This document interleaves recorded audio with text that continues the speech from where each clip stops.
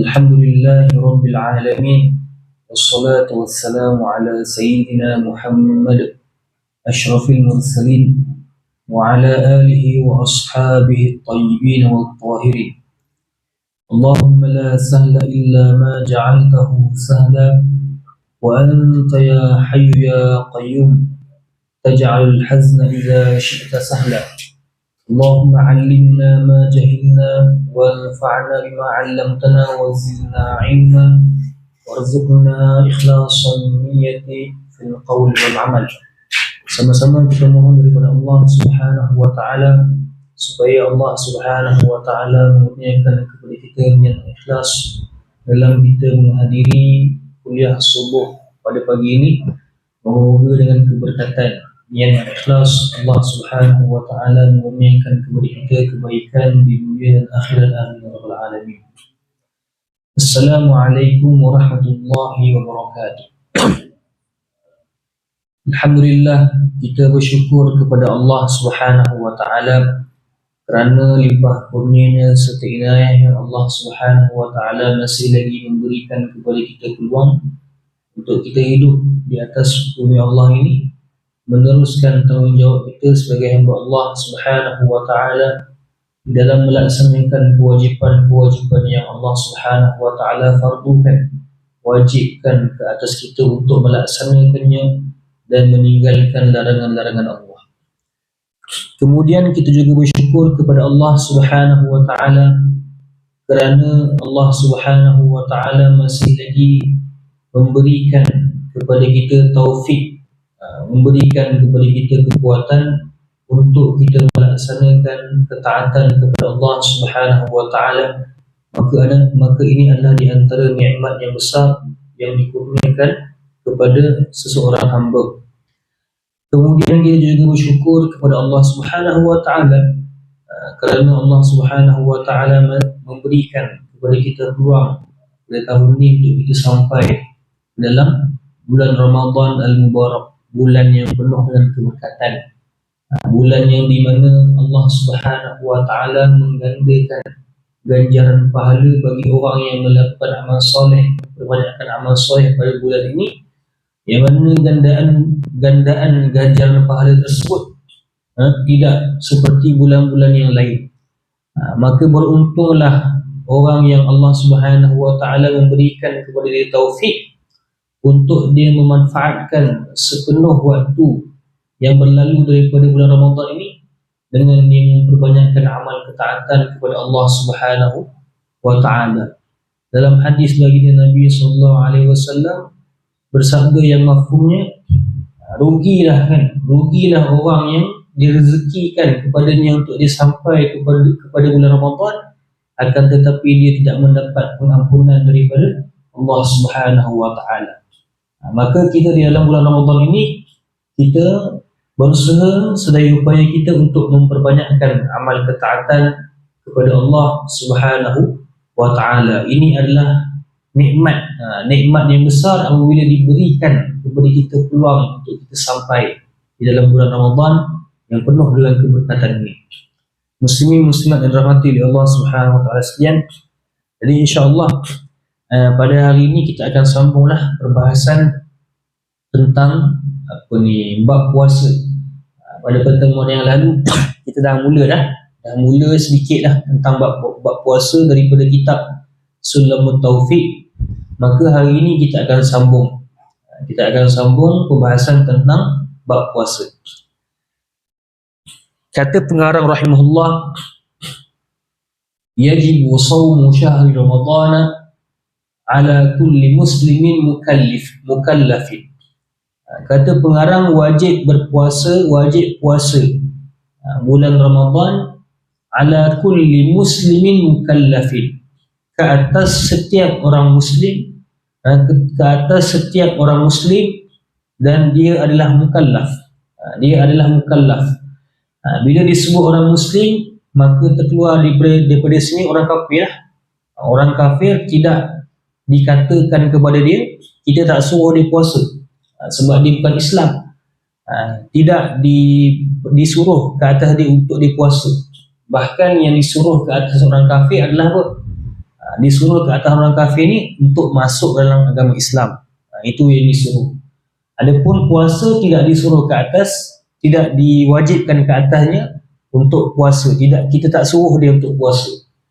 Pun begitu, walaupun orang kafir ni kita tak suruh dia puasa, akan tetapi pada hari akhirat nanti di antara sebab orang kafir ini diazab, di antara sebab orang kafir ini diazab adalah dia tidak melaksanakan kewajipan yang Allah Subhanahu wa taala fardukan ke atas seorang hamba, yang mana di antaranya adalah puasa.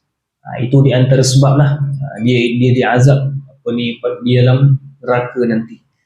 Maka orang kafir tidak kita suruh dia untuk dia berpuasa, akan tetapi yang disuruh ke atasnya adalah untuk dia masuk Islam. Sebab orang kafir ni kalau dia puasa pun, dia lakukanlah apa jua amal soleh sekalipun, tetap amalannya itu tidak akan diterima oleh Allah Subhanahu wa taala. Dalam situasi ini kita tak boleh kata yang nilai hanyalah Allah. Sebagai orang jahil dia kata apa? Dia kata biarlah dia kafir sekalipun dia buat amalan soleh, yang nilai itu hanyalah Allah. Tidak. Orang yang kafir ni, orang yang bukan Islam ini, tidak diterima amalan soleh ni. Sebab apa? Sebab syarat untuk diterima amalan soleh adalah apa? Mesti Islam. Itu telah disebut dalam Quran. Wa may ya'mal minas salihati min dzakarin aw unsa wa huwa mu'min. Dalam Quran Allah sebut, barang siapa yang melakukan amal soleh daripada kalangan laki-laki ataupun perempuan, wa huwa mu'min, dan dia beriman kepada Allah, fa ulaika yadkhulul jannah, maka mereka ini masuk di dalam syurga. Jadi ayat ini menerangkan kepada kita bahawa syarat untuk diterima amal soleh adalah Islam. Jadi bila syarat untuk diterima amal soleh adalah Islam, tidak dikatakan orang kafir itu kalau dia buat amal soleh tidak dikatakan yang nilai ini hanya Allah, kita tak tahu amalan dia diterima ke ataupun tidak. Tidak. Dalam situasi ini amalannya tidak diterima. Dalam situasinya amalannya tidak diterima. Maka sebab itulah tidak disuruh orang kafir ini untuk berpuasa. Kemudian begitu juga disyaratkan apa? Ke atas orang yang mukallaf. Mukallaf di sini adalah orang yang baligh, kemudian berakal, kemudian sampai kepadanya asal dakwah Islam, la ilaha illallah Muhammad Rasulullah. Maka sekiranya berkumpul tiga ciri-ciri ini pada diri seorang manusia itu, maka dia telah pun menjadi mukallaf. Maka wajib di atas dia, ditaklifkan ke atas dia untuk melaksanakan puasa. Ditaklifkan ke atas dia untuk melaksanakan puasa. Adapun sekiranya orang itu dia bukan mukallaf, contoh dia gila. Dia gila. Orang yang gila maka tidak diwajibkan ke atas dia untuk puasa. Bahkan tidak sah pun puasa yang dia buat. Maka orang gila tidak diwajibkan ke atas dia untuk puasa. Begitu juga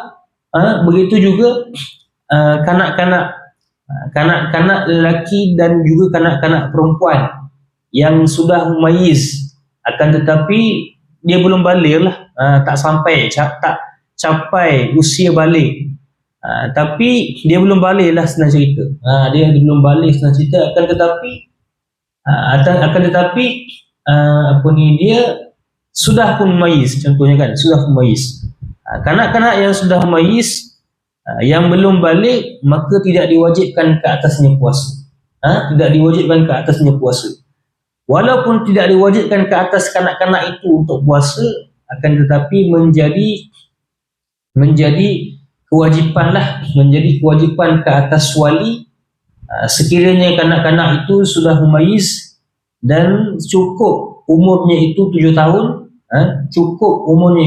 tahun, sekiranya mampu untuk puasa, kanak-kanak tu mampu untuk puasa, maka wajib ke atas wali untuk dia suruh kanak-kanak itu puasa.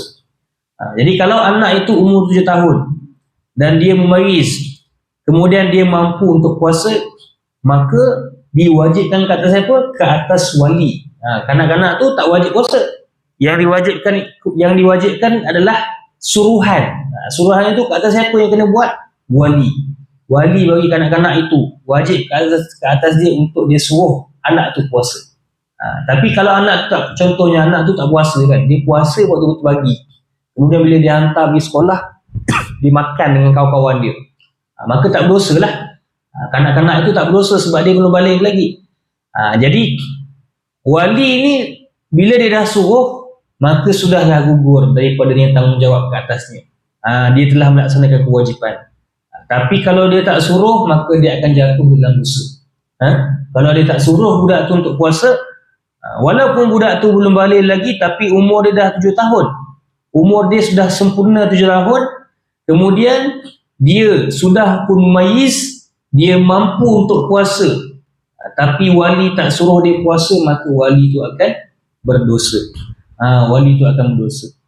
Bila disebut wali, wali ni siapa? Wali ni sama ada mak ayah yang menjaga anak tu, ataupun contoh mak ayah dia dah meninggal. Contoh sekarang ni atuk dia yang jaga ataupun nenek dia kan. So anak atuk dan nenek dia juga adalah wali, ataupun penjaga yang menjaga anak itu dikatakan juga sebagai wali. Jadi kalau kita menjaga seorang anak, tak kisahlah siapa, anak sendiri ke anak angkat ke, maka kita ni menjadi wali ke atas anak tu. Jadi kita tahulah kewajipan ke atas kita sebagai wali bagi kanak-kanak tersebut. Jadi kalau kanak-kanak itu sudah sudah sempurna 7 tahun dan sudah mumayyiz. Mumayyiz ni apa? Mumayyiz ni adalah kanak-kanak itu dia sudah capai umur yang mana sekira-kira kalau ditanyakan kepada dia soalan yang berhajat kepada berfikir, maka dia mampu untuk menjawab dengan jawapan yang betul. Ini adalah mumayyiz. Saya rasa pertemuan yang sebelum ni kita dah sebut dah tentang mumayyiz. Jadi wajib ke atas wali untuk suruh kanak-kanak ini berpuasa kalau dia capai kalau cukup syarat yang telah kita sebutkan tadi. Adapun sekiranya kanak-kanak itu meninggalkan puasa, contohnya dah capai umur 10 tahun. Wali suruh dia puasa, kanak-kanak itu tak puasa setelah umur 10 tahun. Maka diwajibkan ke atas wali untuk memukul kanak-kanak itu dengan pukulan yang tidak menyakitkan, tidak mencederakan. Baik.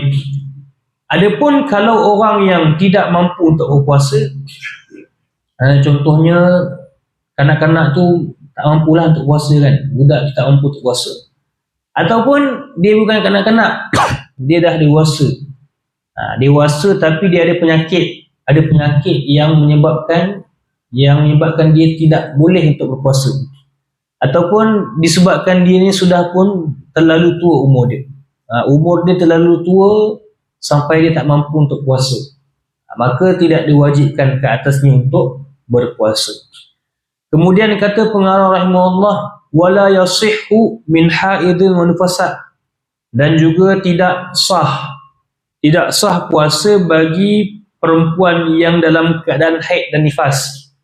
Perempuan yang berada dalam keadaan haid dan nifas tidak sah puasa yang dilakukan, tidak wajib, bahkan juga dalam masa yang sama tidak sah. Kalau dia buat sekalipun, puasa yang dilakukan itu tidak menjadi sah, tidak menjadi sah. Baik. Wajibu alaihim al-qada. Walaupun tidak sah ke atas perempuan yang haid dan nifas untuk melaksanakan ibadah puasa, akan tetapi kata pengarang wajibu alaihim al-qada, maka diwajibkan ke atas kedua-duanya, diwajibkan ke atas perempuan yang nifas dan haid tadi untuk dia qada puasa bagi untuk dia qada bagi hari-hari yang dia telah meninggalkan puasa padanya. Jadi hari-hari yang dia tak puasa tu dia kena qada puasa tersebut. Kemudian kata pengarang rahimahullah,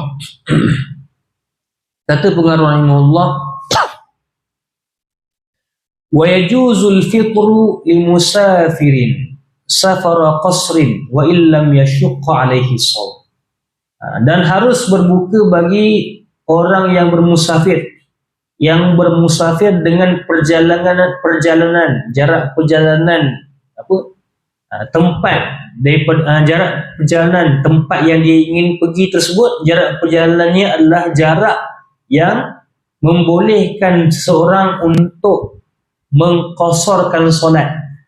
Jadi kalau musafir ke tempat yang mana jarak perjalanannya itu adalah jarak yang mengharuskan seseorang itu untuk melakukan qasar solat, maka dalam situasi ini orang yang bermusafir pada jarak yang seperti ini dibolehkan untuknya berbuka puasa.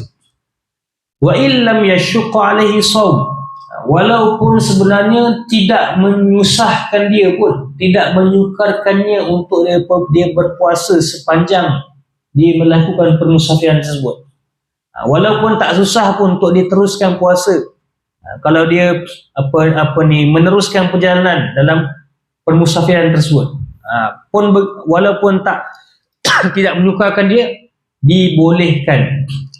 dibolehkan untuk dia berbuka puasa pada ketika itu.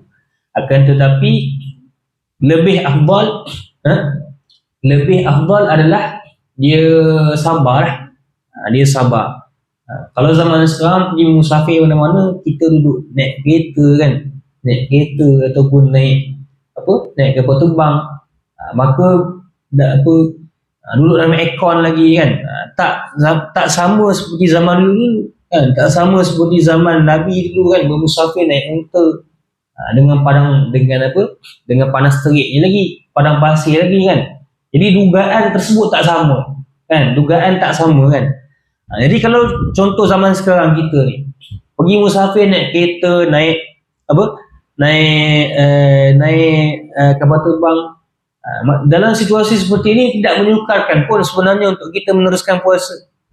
Tapi walaupun tak sukar untuk kita puasa, maka dibolehkan juga untuk kita berbuka pada situasi tersebut.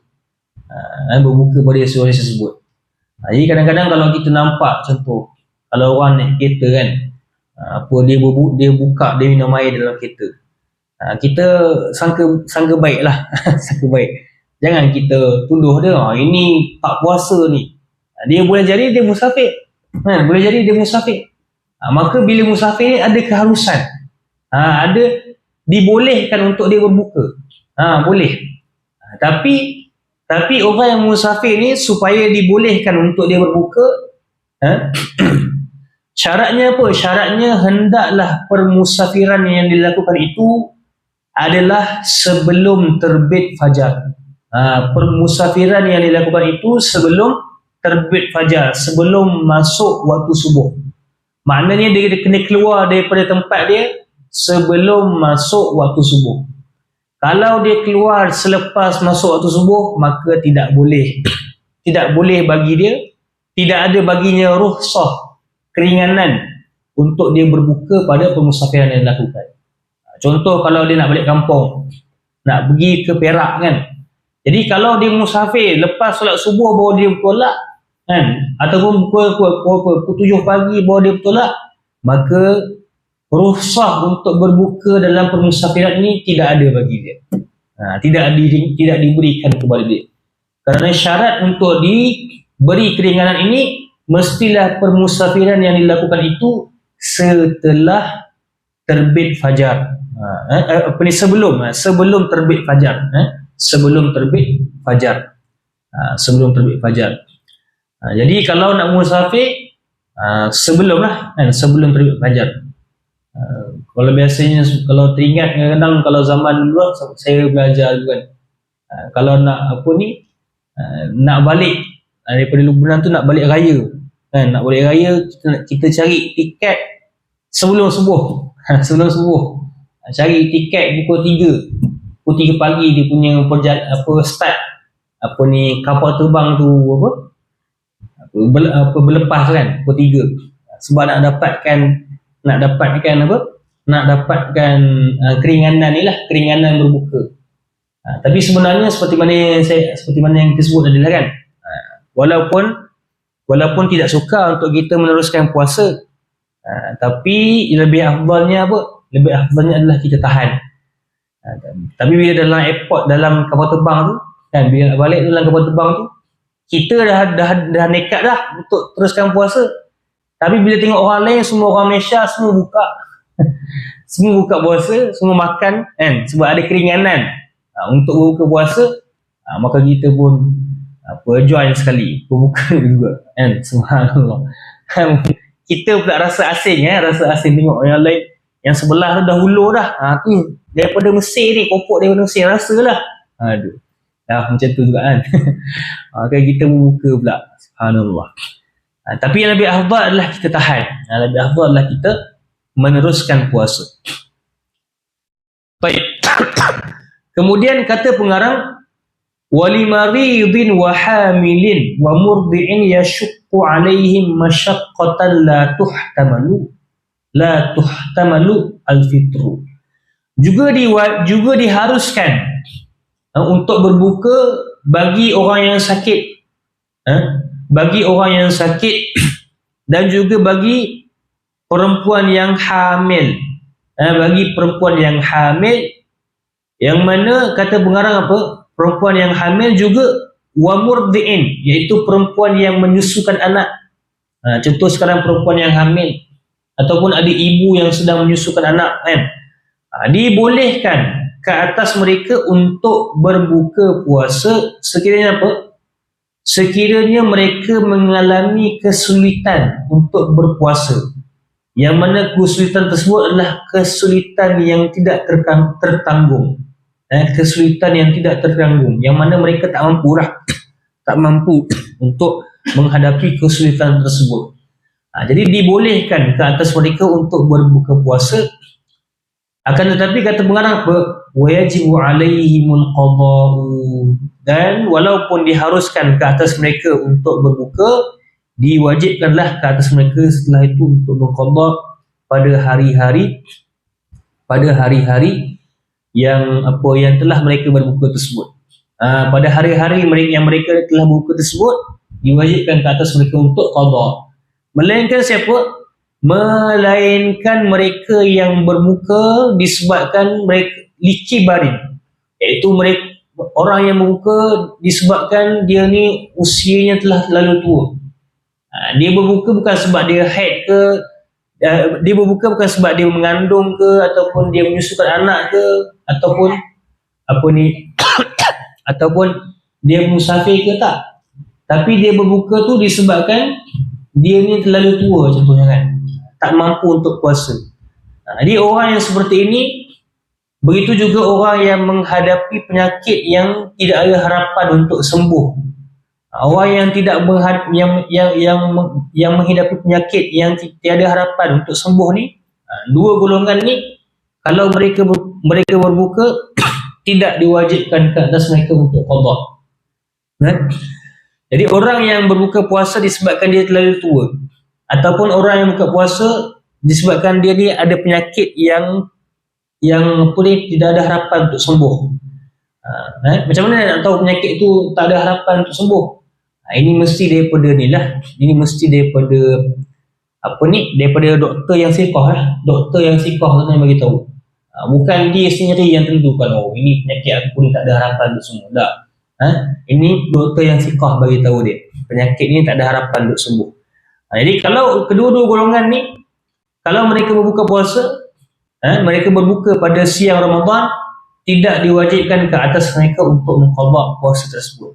Akan tetapi walaupun tidak diwajibkan ke atas mereka untuk mengqada puasa tersebut, diwajibkan ke atas mereka untuk membayar fidyah. Membayar fidyah bagi hari yang mereka tidak puasa padanya itu. Fidyahnya adalah satu mud makanan. Makanan diberikan kepada orang miskin. Diberikan kepada orang miskin. Jadi contoh kan, kalau orang yang contoh tak mampu untuk puasa disebabkan dia terlalu tua. Pada hari itu dia tak mampu nak puasa, maka diberikan. Bukannya dia tak boleh dia buat seperti ini. Tak boleh dia buat seperti ini. Contoh, sebulan puasa kan, sebulan puasa, okey, pada hari pertama tu dia dah siap-siap bagi 30 cupak terus. Tak boleh. Bahkan setiap hari, bahkan dia kena bayar, dia kena bagi cupak makanan tersebut pada hari yang dia tak puasa. Contoh hari ni tak puasa, maka dia bagi. Esok kalau tak puasa lagi baru bagi. Lusa kalau tak puasa lagi baru bagi. Bukannya sebelum pada satu Ramadan tu dia dah bayar terus 30. Dia dah bagi terus 30 cupak. Tak, bukan macam itu. Tidak boleh buat seperti itu. Bahkan setiap hari satu cupak itu adalah pada hari yang dia tak puasa. Bila tak puasa barulah dia bagi. Macam tu. Baik. Maka orang yang mempunyai usia yang terlalu tua dan juga orang yang tak mampu untuk puasa disebabkan dia ada penyakit, yang mana penyakit itu tidak ada harapan baginya untuk sembuh, maka dalam situasi ini tidak diwajibkan ke atas mereka untuk mengqadha puasa, bahkan mereka akan membayar fidyah. Mereka akan membayar fidyah. Baik. Kemudian kata pengarang rahimahullah, apakah dia kewajipan puasa? Kata pengarang, wa yajibut tabyitu wa ta'yinu fin niyyati likulli yawm. Kata pengarang, kewajipan yang pertama adalah niat puasa. Niat puasa pada waktu malam. Pada waktu malam, yakni daripada selepas masuk maghrib sehinggalah sebelum terbit fajar. Selepas masuk maghrib sehinggalah sebelum masuk waktu fajar. Jadi tempoh masa ni, dalam tempoh itulah dia niatkan untuk puasa pada hari esoknya. Niatkan untuk puasa pada hari esoknya. Kemudian dia ta'yin, dia buat ta'yin, iaitu dia tentukan niat. Sekarang ni puasa bulan Ramadan kan, puasa bulan Ramadan, maka dia tentukan puasa yang dibuat ini adalah puasa Ramadan. Puasa yang dibuat ini adalah puasa Ramadan.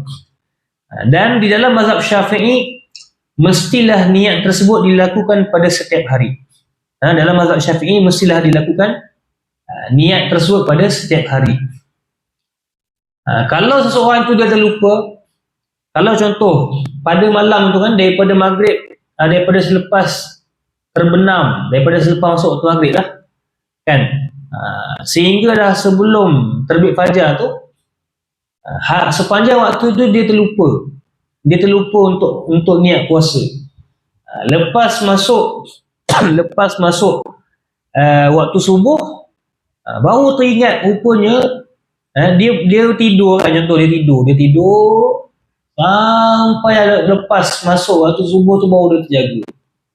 Maka dia terlupa untuk niat malam tu, dia terlupa untuk niat puasa malam tu. Maka apakah yang akan dia buat pada hari tersebut?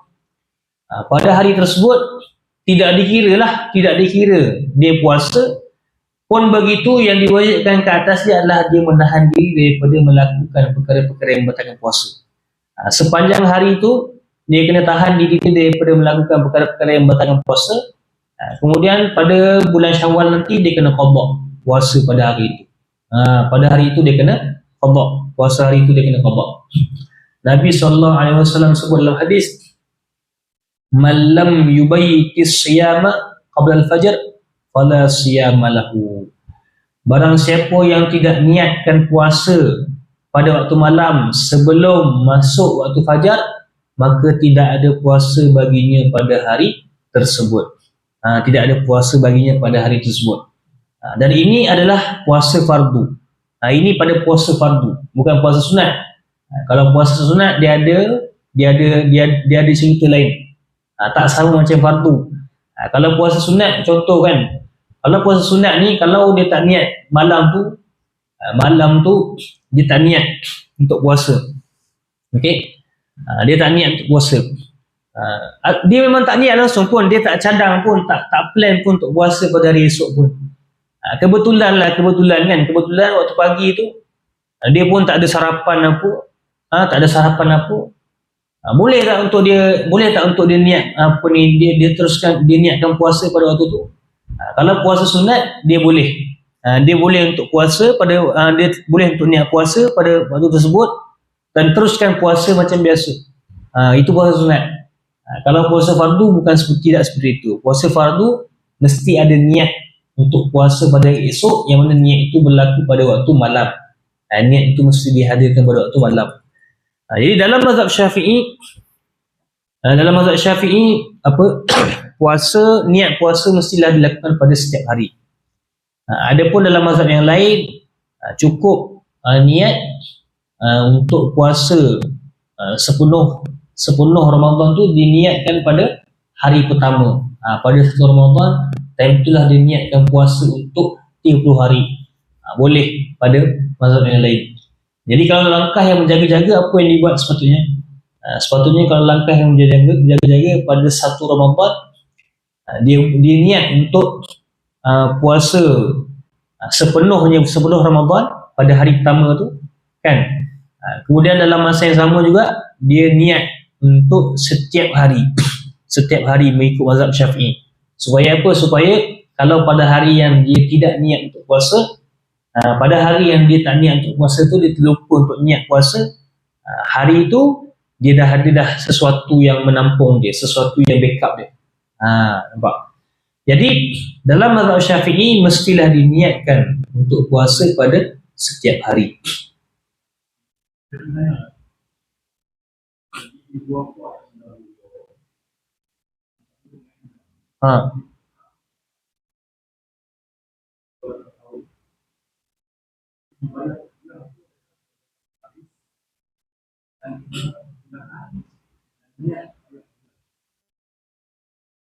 Kalau tentang kiraan, tentang macam mana nak cerita tentang fidyah tu, insya-Allah kita akan sampai bahasannya pada pada pertemuan yang akan datang lah. Sebab pembahasan tentang fidyah ni dia ceritanya detail. Ceritanya sangat detail tentang fidyah. Dan yang sekarang ni saya cuma nak sentuh tentang orang yang kalau yang dia tak puasa disebabkan dia terlalu tua kan. Jadi macam adakah diwajibkan dia untuk qada? Yang dibahaskan adalah itu. Adapun tentang fidyah, bagaimanakah cara melaksanakannya kan? Itu ceritanya sangat detail. Dia ada satu bab khas, bab tentang fidyah. Itu pembahasan yang sangat luas. InsyaAllah pada pertemuan yang akan datang akan kita sentuh juga tentang fidyah ni. Baik. Jadi kata pengarang rahimahullah, wal imsaku 'anil jima'. Dan juga kewajipan yang kedua ke atas orang yang berpuasa melaksanakan ibadah puasa adalah dia kena menahan diri daripada melakukan perkara-perkara yang boleh membatalkan puasa, yang mana di antaranya adalah jima'. Jima' kan, kena tahan diri daripada melakukan jima'. Sama ada jima' itu dilakukan pada faraj, hatta pada dubur sekalipun. Sama ada pada anak Adam ataupun selain daripada anak Adam. Contohnya binatang. Sebagai orang ni dia tak normal kan, binatang pun jadi kan. Maka hatta daripada binatang pun, kalau contoh seorang itu dia orang yang dia tak normal kan, maka dia kena tahan diri daripada melakukan perkara tersebut. Jadi kerana apa? Kerana perkara seperti ini, jima' ini boleh merosakkan puasa. Ini boleh merosakkan puasa sekiranya dia tahu bahawasanya jima' itu adalah perkara yang sekiranya dia tahu bahawasanya jima' ini adalah di antara perkara yang mesti ditegah ketika mana melaksanakan ibadat puasa, dan juga sekiranya dia melakukan dengan pilihan dia, sengaja dan dengan pilihan dia. Adapun kalau orang yang dia tak tahu, Kalau dia tak tahu, contohlah sebabkan dia baru masuk Islam. Dia baru masuk Islam, tak banyak lagi belajar tentang Islam ni. Baru mengucap 2 kalimah syahadah pun. Tak banyak, tak belajar lagi tentang hukum hakam yang diwajibkan ke atas dia. Dia tahu, dia yang dia pernah dengar orang Islam ada puasa pada bulan Ramadan kan. Dia tahu. Tapi dia tak belajar pun, dia tak tahu pun di sana ada rupanya ada benda-benda yang tak boleh dilakukan, yang mana di antaranya adalah jima'. Dia tak tahu benda tu. Kemudian dia jima'. So kalau orang yang seperti ini kita ajar dia. Kita ajar dia, kita bagi tahu dia bahawasanya jima' ni tak boleh, tak boleh dilakukan dalam jima' pada siang Ramadan ini tidak boleh dilakukan. Maka orang yang seperti ini, maka dia bila dia tahu, so dia teruskan sajalah, dia teruskan saja puasa yang dibuat, puasa yang dibuat, puasa yang dilakukan itu. Jadi jima' ini merosakkan puasa sekiranya yang melakukan jima' tersebut dalam keadaan dia tahu bahawa jima' itu adalah haram, tak boleh dilakukan. Kemudian dilakukannya dengan sengaja, bukan dipaksa. Bukannya diri diugut contohnya kan. Bukannya diri dipaksa, kalau kamu tak jima' kamu akan dibunuh. Saya akan bunuh kamu contoh kan. Dia bukan dipaksa, bahkan dengan pilihan dia. Maka dalam situasi ini rosak puasanya. Orang yang menjima' itu rosak puasanya, yang dijima' pun boleh rosak puasanya. Cuma ada beza daripada sudut hukum hukum hukum yang dikenakan ke atas orang yang berjima', orang yang menjima' dan orang yang dijima'. Itu dibahaskanlah oleh para fuqaha, apakah yang diwajibkan ke atas kedua-duanya ini. Daripada sudut batal puasa tu memang kedua-dua batal lah. Cuma daripada sudut apa yang diwajibkan ke atas mereka berdua setelah itu, daripada sudut membayar fidyah ke dan sebagainya, itu dibahaskan oleh para fuqaha. Ada beza. Kita tak boleh samakan di antara orang yang melakukan, yang berjima' dan yang dijima'. Dia ada perbezaan di situ. Kemudian kata pengarang walistimna', juga kena menahan diri daripada melakukan al-istimna' wa huwa istikhrajul maniyyi binahwil yadi. Istimna' ini adalah beronani. Binahwil yad, contohnya dia beronani dengan menggunakan tangan. Yang penting berlakunya mubasyarah, berlakunya pertemuan kulit dengan kulit. Itu kan. Maka beronani ini boleh membatalkan puasa, sama ada dengan tangannya sendiri ataupun dengan tangan isterinya. Kalau melakukan onani dengan tangan isteri, dengan tangan orang yang halal baginya, selain daripada bulan Ramadan, ianya dibolehkan. Ianya dibolehkan, bukan benda yang haram. Tapi di dalam bulan Ramadan ia menjadi haram. Dalam bulan Ramadan ia menjadi haram. Adapun sekiranya seseorang itu keluar mani ketika mana dia tidur. Dia tidur, bangun-bangun keluar air mani. Siang Ramadan kan? Tidur siang Ramadan keluar air mani. Ataupun contoh dia melihat, dia terpandang perempuan contohnya kan, dia terpandang perempuan, kemudian naik syahwat dia, keluar air mani. Ataupun contoh dia berfikir tentang perempuan, kemudian sampai keluar air mani. Dia berfikir saja, dia pandang ataupun dia berfikir. Ini dalam situasi ini tak batal lah puasa. Puasa dia tak batal sebab dia tak ada berlaku mubasyarah tu. Pertemuan dua kulit tak berlaku. Baik. Jadi kalau contoh semata-mata contoh dia berfikir tentang seorang perempuan, ataupun dia terpandang seorang perempuan kemudian terkeluar air mani contoh. Ini tidak batal, puasa yang dilakukan itu tidak menjadi batal. Yang batal adalah sekiranya kalau dia beronani contohnya menggunakan tangan. Ini boleh membatalkan puasa. Onani ni lainlah dengan jima' kan. Kalau semata-mata jima' walaupun tak keluar air mani, batal lah puasa kan. Tapi kalau onani maknanya onani selain lah, bukan daripada jima', bukan apa selain daripada jima', bukan cerita tentang jima', semata-mata beronani. Jadi beronani pun boleh membatalkan puasa. Adapun tentang cerita tentang muntah, kalau contoh tentang seseorang itu telan kahak, telan air liur, apakah hukumnya, bagaimana perbahasannya, itu insya-Allah pada pertemuan yang akan datang akan dibahaskan tentang ini. Sebab penting jugalah kita nak sentuh tentang kahak, tentang telan air liur, tentang korek hidung. Sebab soalan-soalan ni adalah soalan yang tiap-tiap tahun orang soalan yang sama akan ditanya. Soalan-soalan seperti ini. Ini akan dibahaskan pada pertemuan yang akan datang. Baik, moga-moga apa yang disampaikan pada hari ini dapat memberi manfaat kepada kita semua.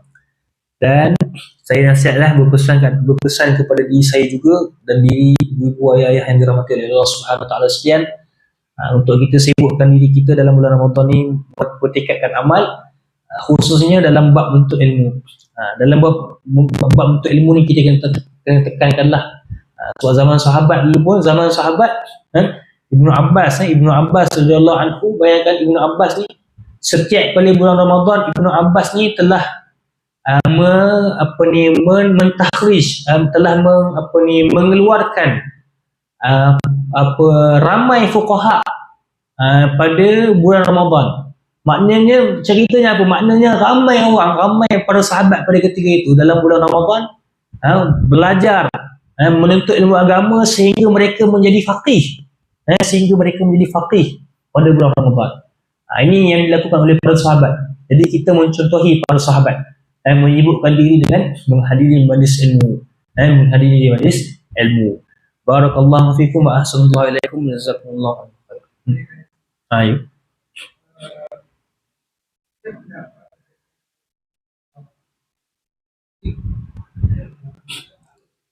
Ambil darah.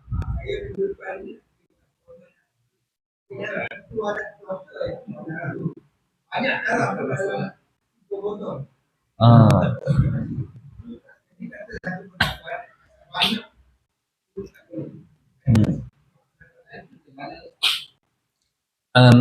tentang masalah darah ni saya belum lagi melakukan murajaah untuk saya sampaikan. Kalau insya-Allah balik nanti saya rujuk balik, kemudian saya bagi jawapan kepada Pak Haji boleh? Insya-Allah. Minggu depan boleh bagi saya nombor, nanti saya bagi perincian tentang hukum masalah ni. Sebab saya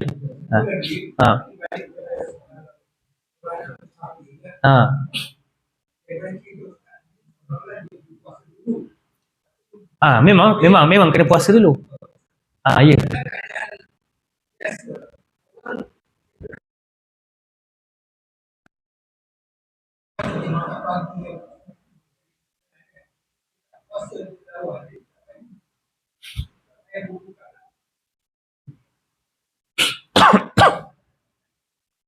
Yang saya tahu dia puasa dulu.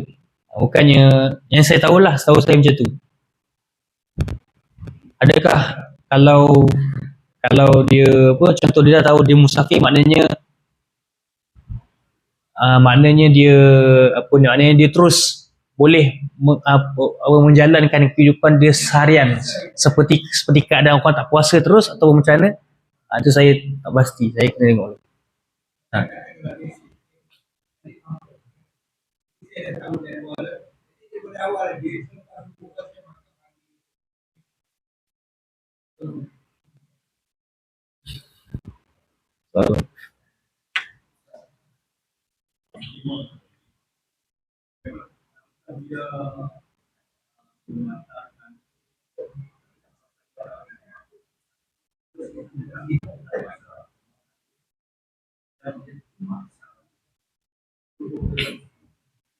Dia kalau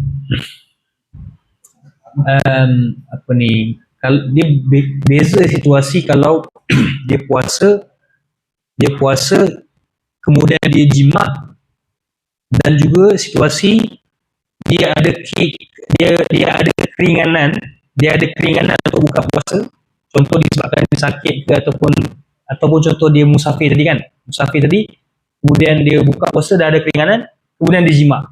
Ini dua situasi yang berbeza. Sebab apa? Ini berkait dengan isu isu tentang apakah hukuman yang akan dikenakan. Ada beza.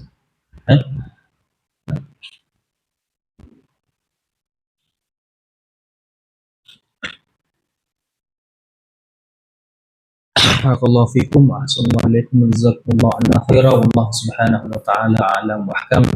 Assalamualaikum warahmatullahi wabarakatuh. Cumanya saya nak minta macam inilah, sebab saya macam hari ni kan, contoh